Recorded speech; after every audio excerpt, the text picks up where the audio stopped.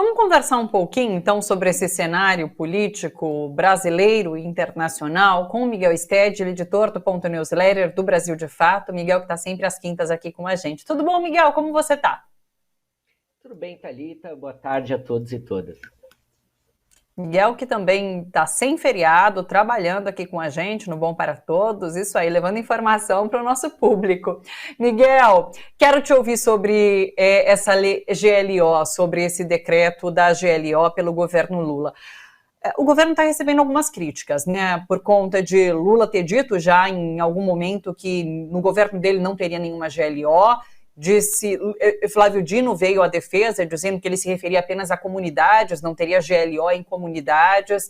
Há um bastidor que está rodando aí, que Lula, inclusive, não queria essa GLO, mas é Flávio Dino que teria feito esse convencimento ali para Lula para decretar, então, a GLO. Eu quero te ouvir sobre esses bastidores e sobre a eficiência de uma medida como essa. Olha, Thalita, basicamente, e eu acho que de alguma forma aparece ali na nossa edição, né, no boletim, a opção pela GLO foi no sentido de desburocratizar e de facilitar determinadas ações, né? O governo, ele acerta no diagnóstico, ele talvez erre nos mecanismos, né? Mas também são os limites, as contradições que estavam postas. Por que ele acerta no diagnóstico, né? Bom, primeiro é importante a gente lembrar que essa GLO, ela vem como resposta a todo o lobby, a ação que o governador do Rio de Janeiro fez na semana passada, a partir dessa guerra de milícias que nós estamos vendo. Isso é uma informação importante para a gente voltar daqui a pouco. Bom, o que alimenta o crime organizado, em especial no São Paulo e Rio de Janeiro? É o tráfico de armas, que vem pelo Paraguai, normalmente controlado pelo PCC, e que acaba fomentando o tráfico de drogas, aí controlado pelo Comando Vermelho, em especial no Rio de Janeiro. Então você tem, inclusive, complementariedade. Então, o governo acerta no diagnóstico porque vai justamente atacar onde é a principal alimentação, né? Onde vem a logística dessas facções para atuarem no Sudeste, né? Então vem o tráfico de armas e de drogas pela fronteira com o Paraguai, através do Mato Grosso do Sul e do Paraná, e isso também ecoa através dos portos aí, Paranaguá, etc. Então, no diagnóstico, o governo está correto. Ele erra na GLO, de certa forma, como eu disse, foi uma opção burocrática, jurídica, de conseguir dar uma resposta a tempo. Onde é que eu acho que o governo erra? Em envolver novamente aeronáutica, marinha, as forças armadas para fazer o trabalho de policiamento. E historicamente nunca funcionou. E esse é um problema, a gente comentou no outro decreto, né, do ministro Flávio Dino, no outro programa de combate às facções, de que o governo segue errando, segue insistindo em políticas e medidas que já fracassaram, né, e que caberia, inclusive, à esquerda, enfim, o campo popular, ser mais ousado em tomar medidas mais efetivas. Então, historicamente, quando a gente tem o papel das Forças Armadas, primeiro, a necessidade do governo adotar isso é porque, evidentemente, não se pode confiar nas polícias militares. O que é uma milícia? Não é outra coisa senão policiais militares que, fora do seu horário de trabalho no Estado, atuam do lado do crime, né? Controlam territórios, etc. Então, efetivamente, a polícia militar não é confiável. Colocar as Forças Armadas resolve isso? Não. Ao contrário, o que a gente tem visto é que há uma contaminação das Forças Armadas. O melhor exemplo disso é o que temos acompanhado aí há semanas, o roubo dos fuzis de um quartel que foi parar justamente na mão do Comando Vermelho. Então, o que não vem pelo tráfico, as Forças Armadas brasileiras municiam por outro lado. Então, você aumenta a contaminação. Segundo, mesmo quando isso não ocorre, a gente viu isso em diversas intervenções das Forças Armadas no Rio de Janeiro, no governo Dilma, depois no governo Michel Temer, as Forças Armadas saem, os problemas voltam, não há mudanças estruturais, só vem a bala, né? A gente conversou em outros momentos, eu insisto, acho que vale a pena olhar para o exemplo da Colômbia, por exemplo, onde você investir em áreas de educação, de leitura, de investimentos sociais, acaba tendo um resultado a longo prazo muito melhor do que essas intervenções cirúrgicas que, ao final das contas, deixam poucos resultados. Então, efetivamente eu acho que o governo tomou medidas que, ao final das contas, serão de novo inócuas, né? Elas vão resolver nesse momento, mas elas vão, lá na frente, abrir de novo, porque não mexe nas questões estruturais da segurança pública. E por que se resolve fazer uma medida como essa? É por conta da pressão que existe em dar uma resposta a esse debate sobre segurança? Porque daria para pensar por um tempo maior e apresentar, de repente, um plano a longo prazo. Como você coloca, eles apresentaram uma resposta emergencial, que pode não surtir efeito no médio, nem no curto prazo. Então, assim, por que é pressão que o governo sofre nesse momento? Muita pressão. Só que o problema do governo é que quanto mais pressão ele sofre, menos resposta ele tem. Porque, com certeza, o governo deveria ter um programa mais estrutural para tratar o tema da segurança pública. Agora, essa é uma deficiência histórica do campo popular, das organizações, dos movimentos. Não é uma questão, você poderia dizer, o governo tem proposta, mas não tem força para implementar. Um exemplo hipotético, desmilitarização das polícias. Mas na vida real não existe nem acúmulo nem consenso da esquerda. É um dos grandes limites da esquerda, né? E isso também dificulta porque o governo não vai tirar mágica, não vai sacar da cartola, e por isso acaba caindo. Né? Muitos formuladores dessas políticas estão em organismos internacionais do Banco Mundial, ONGs, etc. E isso acaba também pautando. E o governo já vem num déficit nesse tema, que a gente se lembra, o tema da ação das polícias, inclusive em estados governados pelo PT, como a Bahia, né, e situações como São Paulo, Rio de Janeiro, etc. Então tem toda essa pressão e a cada resposta o governo tem dado novas respostas inócuas. E existem as pressões de bastidores. O ministro Flávio Dino é um dos cotados para assumir a vaga da ministra Rosa Weber no Supremo Tribunal Federal. E isso tem colocado dentro da disputa uma possibilidade de que, para agradar petistas e não petistas, o presidente poderia dividir o Ministério da Justiça novamente em Justiça e Segurança Pública. Então, ao tomar esse tipo de medida, o ministro Flávio Dino também está dizendo, não divide, isso não funciona, né? Deixa a segurança pública com nós da Justiça. Né? Então, também é uma movimentação nesse sentido, ainda que eu acho que, independente disso, é bastante improvável que o presidente optasse por dividir o ministério em dois. Teve a oportunidade de fazer isso já desde o início, e não é essa a tradição, a experiência, mas, claro, há uma pressãozinha de parlamentares do PT para também ocuparem esse espaço, e ministros querendo trocar cadeiras, etc. Né? Então, também vem nesse sentido de demonstrar uma força do Ministério da Justiça e evitar uma divisão em dois ministérios e também uma divisão dessa pauta política. Né? Há algum risco de fortalecer militares? Porque há um trauma no campo da esquerda em relação à GLO por conta do que foi o 7 de setembro, né? Que se ali houvesse uma GLO, muito provavelmente a gente não estaria vivendo este momento. Então, há algum risco nesse fortalecimento militar a partir da GLO?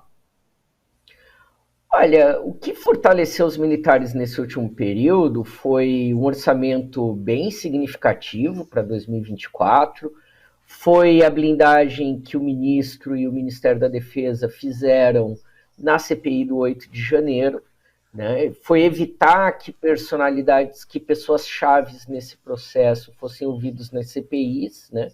Então essa GLO altera muito pouco nesse sentido. Acho que, claro, tem uma participação maior da Marinha e da Aeronáutica ali, mas simbolicamente sempre é ruim, porque dá a impressão de que as Forças Armadas são uma força incorruptível e capaz de derrotar o crime, né? Estão acima das polícias. Se isso fosse verdade, teria resolvido em 2, 3 intervenções que já foram feitas. A gente se lembra o governo Dilma, o Exército hasteando a bandeira do Brasil, depois o governo Temer, que foi gerar tudo isso, e mesmo o Haiti, a presença das Forças Armadas substituindo o Estado e a polícia foi um desastre total que o país corre até hoje. Então, sim, mais do que empoderar no sentido talvez político, etc., é empoderamento simbólico de parecer que esse bando de maçons, de fato, pode ter algum tipo de solução para a segurança pública, quando,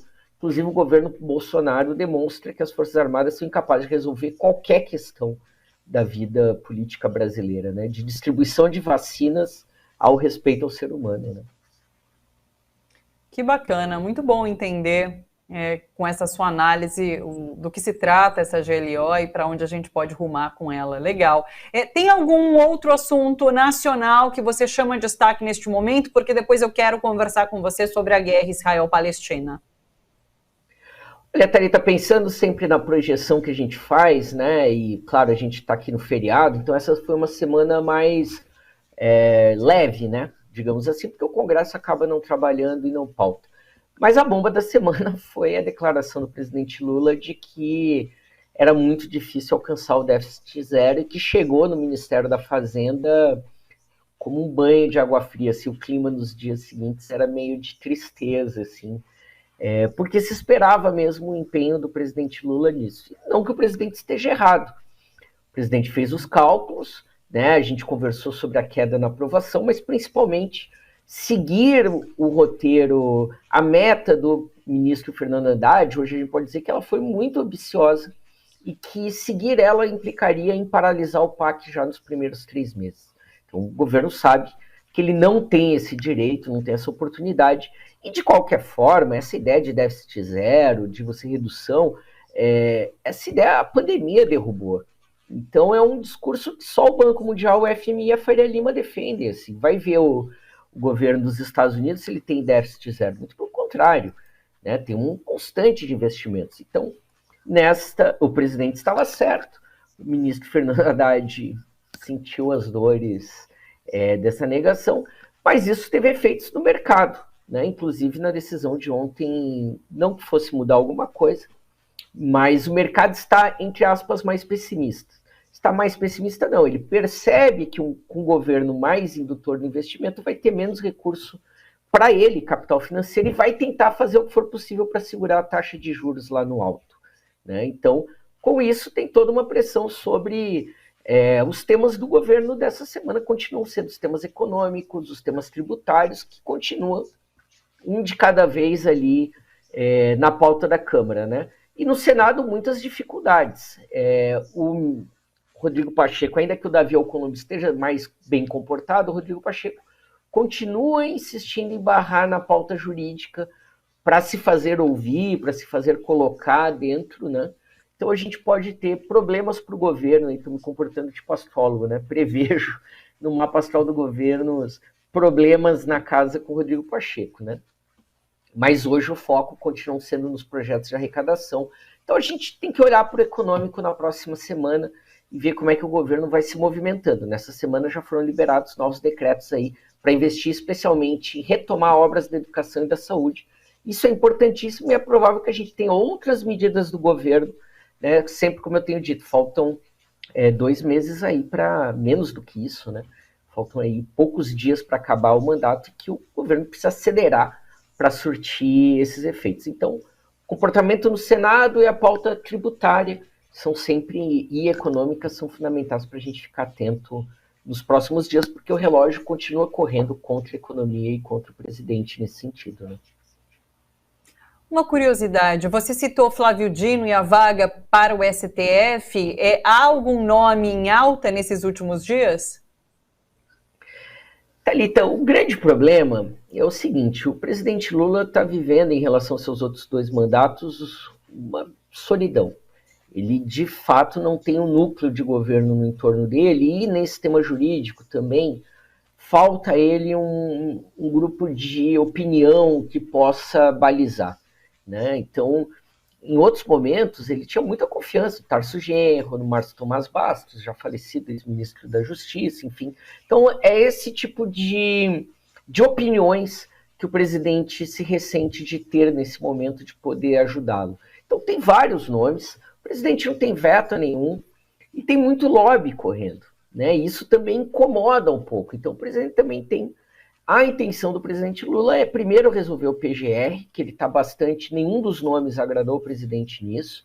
E aí depois resolver o STF. No STF nós temos o tema do Bruno Dantas, tem trânsito no parlamento, todos os nomes têm alguma aprovação do presidente, né?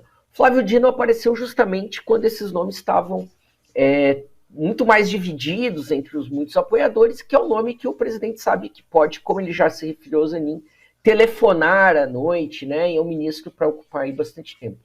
Então, hoje, talvez ele tivesse mais simpatias. Mas dos três... o ministro da Advocacia Geral da União também é bem visto pelo presidente, é evangélico, tem trânsito também. Então, todos os nomes que estão postos são de agrado do presidente. São opções que ele vai ter que jogar com a conjuntura. Por isso ele acha mais difícil resolver o PGR, né?